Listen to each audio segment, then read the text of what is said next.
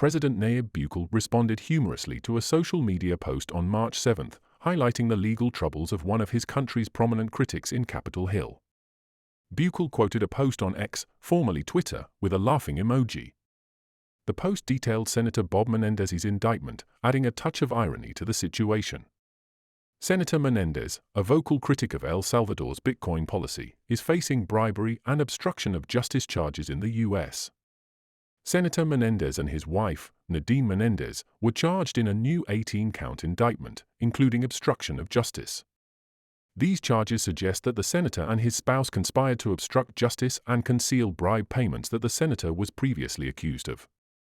According to prosecutors, the pair allegedly instructed their attorneys to tell investigators that certain payments made on behalf of Nadine were in loans, knowingly disguising them as bribes. These payments are linked to Nadine's house mortgage and another payment for her Mercedes-Benz. The obstruction accusations may stem from the recent guilty plea of co-defendant Jose Uribe, a New Jersey businessman who confessed to providing Nadine with bribes in exchange for the senator's favor. Prosecutors are accusing Menendez of receiving multiple gift items, including luxury watches and gold bars, in exchange for helping Uribe and the governments of Egypt and Qatar.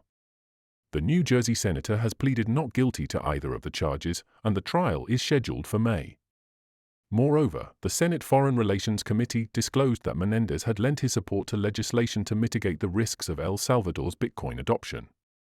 El Salvador, the first country to adopt Bitcoin as legal tender in June 2021, has affirmed that it will continue to hold its Bitcoin portfolio regardless of price fluctuations.